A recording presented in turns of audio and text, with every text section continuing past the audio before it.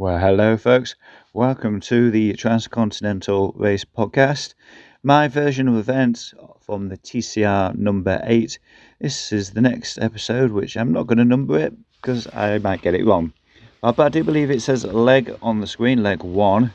Now it's not essentially leg 1 because in the last episode a lot went on over the first few days of the race, so we're going to just jump on straight in. So I'm currently in, where am I can't remember now. Not quite far across as Dresden. The last place I do recall was in a little village called Sau Field, somewhere around there.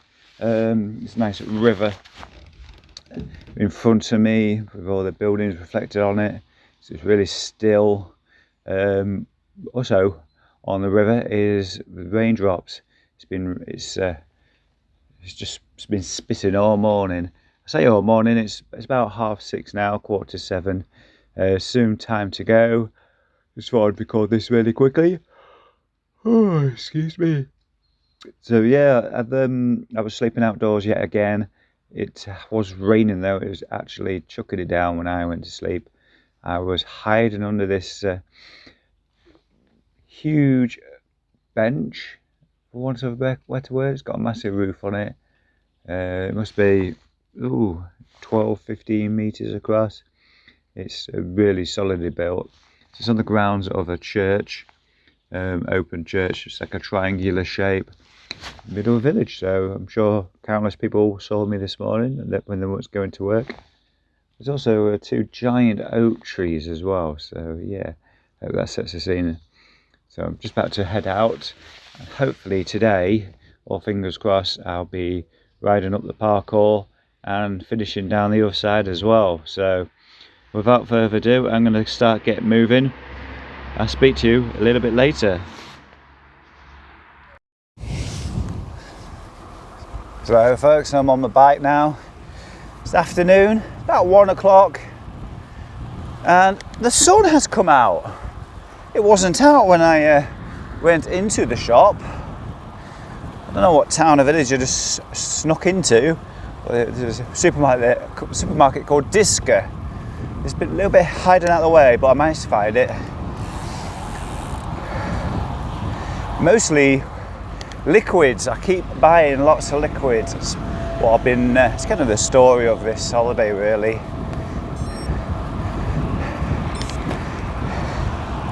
And yes, the sun's out again, so need to keep on drinking and drinking and drinking. So I'm pretty close to heading into the Czech Republic. Can't be too far away now. Have to bear with me a second because sat-nav is sending me a different way. So and I'm proud about me sunglasses as well. So let me just stop a moment. Can't do all these things at the same time. Right, there we go. Don't need my sunglasses on. Let's see what's down here.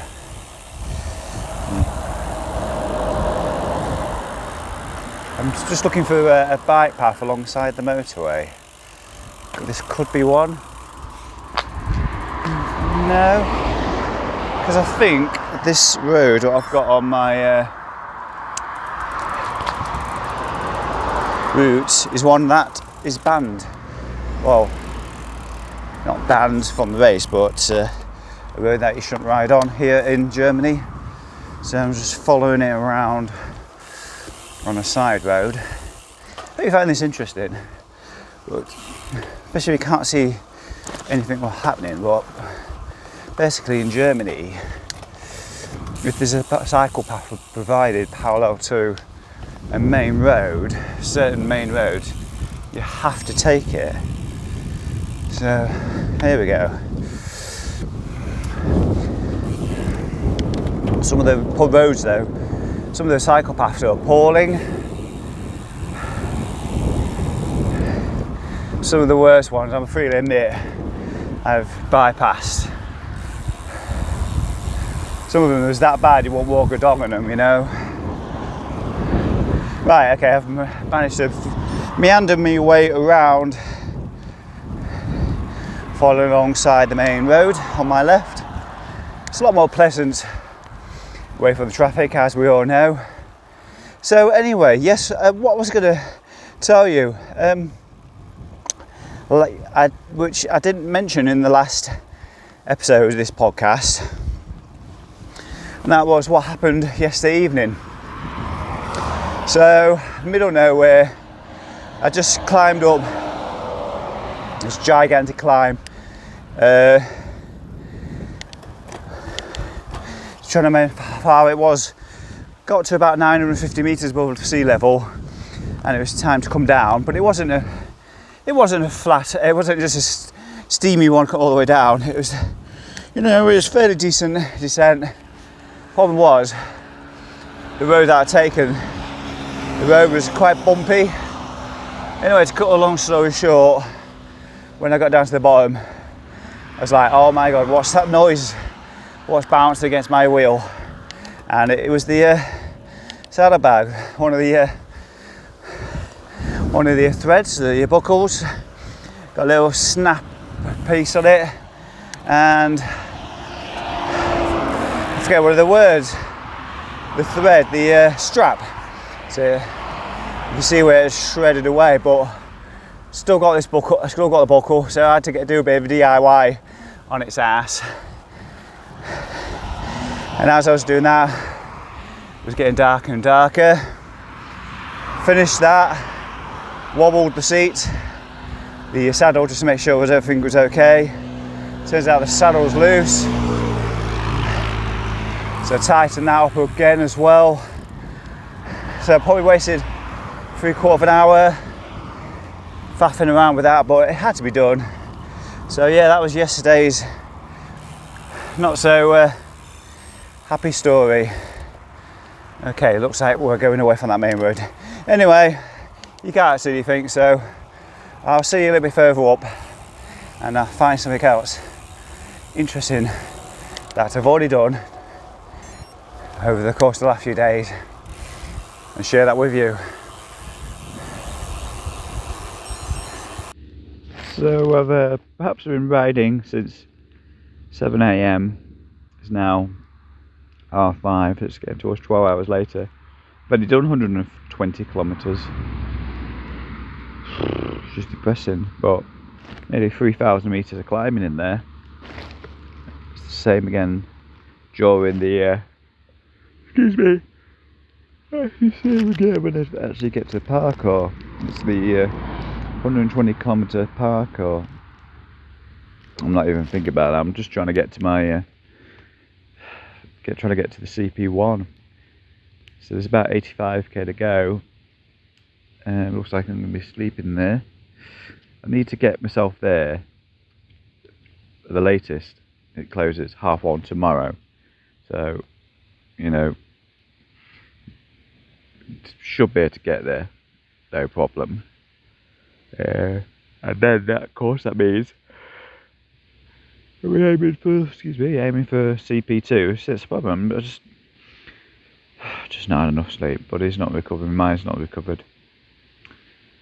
So yeah, the course of the next goal then is getting to the Alps, crossing to over the Stelvio and towards the Passo di Gavia, which is the second control point. But it's been tough. So now I'm thinking to myself, I'm just laying on the grass here, where I'm gonna get something to eat. You know, all those questions. It's been pretty mountainous at times, and more than anything else, what's pissed me off is humankind, and particularly motorists. They've got no respect for fellow humans at all. No 1.5 metre clearances, no, nothing like that. You'd have lorries passing you within half a metre, and they'd be storming up the hill, you know, and you smell the aircon go warmed up in the car, and it's not that, it's just, it's been a very difficult trying afternoon, and because of that, you know, it crossed into my mind thinking, can I actually do this? Can I see it through to the end? Even though I've not even finished CP1 yet, and you know, I'm struggling in the head right now, and in the legs for that matter. It's very, very tough. Right, I've been dozing off a little bit while I've been trying to record this in a wanna. So I might just lay in the grass a little bit longer. I think the journey that's speaking, that's the main problem. I'm not getting enough sleep. So I'm actually, the actual checkpoint itself is a hotel, so looks like I'm going to end up sleeping there. I don't know what it's like, whether there's got it's a hotel or wherever, they've just hired a room out, and you know, you can put sleeping bags and everything like that down. Hopefully it's the latter, save a bit of money and still get a good night's sleep. So I might make an extended sleepover or something, I don't know, you know. Anyway, I've been talking about this for a good 4 or 5 minutes now, so I'm gonna shut up and decide what I'm gonna do next. But first I'm just gonna buy the view, because it's pretty good. It's pretty good. Well, good morning, folks. It's an amazing view. I've finally made it to control point number 1, and it's got a beautiful view down into this part of the northern part of Czechoslovakia, the Czech Republic. It's absolutely fantastic. When I arrived here, it was like 2 o'clock in the morning, all lit up. There's some rolling hills down there, some mist gathering down in the valleys, and today it's brilliant sunshine, so I'm going to get down there as quick as I can and continue the ride. But if you ever get a chance to do this, why not give it a thought, because it really is beautiful countryside. Got a few stories to tell you before we wrap up this podcast, but I'm going to get moving. I'll speak to you soon.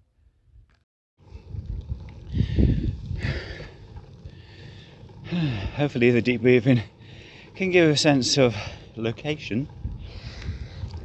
Going uphill. Just left, I'm going to pronounce it Petrovish, and the fish market down there, which is very welcome for some food, resupply and drink. So I'm in the early stages of the first parkour after reaching Krupka last night, and that hotel at the top. Oh, and that terrifying experience with what I can only describe as a wild boar chasing me up the bottom section of the hill. Never moved so quick in my life. Oh, wow. Right, nearly near the top. As you can expect, lots of scorched earth fields after the long summer, hot summer we've been having. A few cows in the fields and things. Stunning scenery.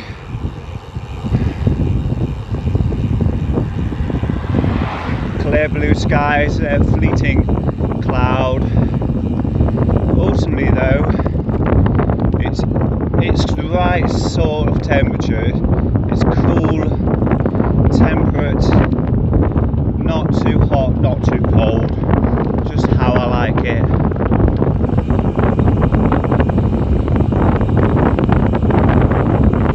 Right, on to the next hill I go.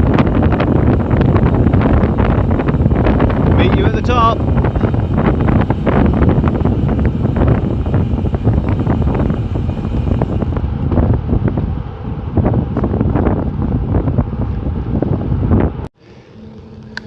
So as you can see, I've got 5 minutes left to talk about, well, I'm going to talk about my plans for the rest of the day. Before we do, big rock face on the left, really imposing. Standing up from the roots of the earth on my left as I'm going up past, well, not past, towards restaurant of Stroff. There's a beautiful stones just there. There's holes in them like gigantic bees. Made holes in them somehow, you know, pneumatic drill. Anyway, before I went off on that one, that leaves me 4 minutes left. So yeah, plans for today: ride as far as I possibly can. As for the next few hours, it's this parkour.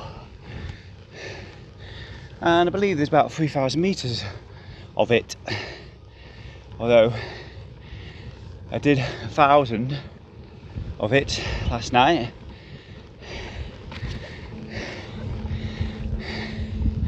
So I need to get that out of the way with, and heading south all the way through Czech Republic for a few days as I make my way over to the Alps. I don't know how many days it's going to take to get there. I would suggest probably 3 days. I'd have thought into 3 days. So that's the kind of the long plan.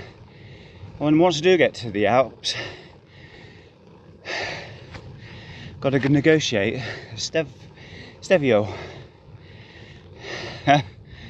I'm really looking forward to that. It's kind of the highlight. What I'm looking forward to. And it's the Passia de Gavia, more or less straight after that. That's the blend of the control point and the parkour together.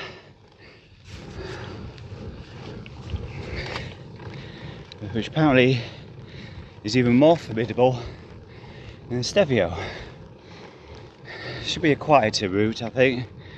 It's kind of single track in places. I've watched videos on YouTube.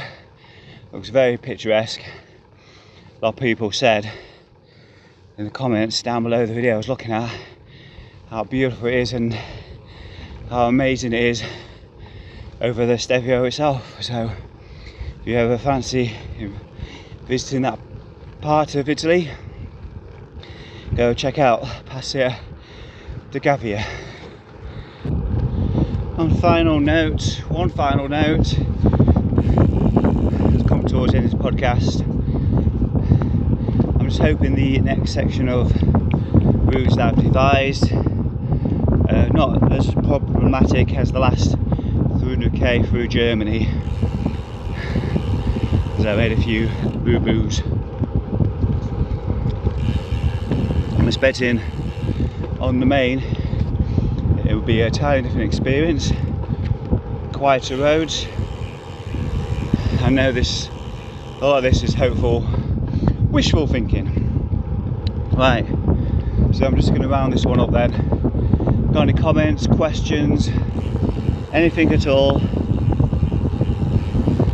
any sort of praise, any message, because this is going out live, recorded live, so I will be reading those messages on an evening time or when I step off the bike, and really it does help to hear your words of motivation. Right, so I'm going to leave it here as I enter another town coming up. I think it's Dicien, not too far from where I am right now. So I'll leave you a bit of a wind noise of me flying down a hill. See you in the next one. Take care. Bye bye.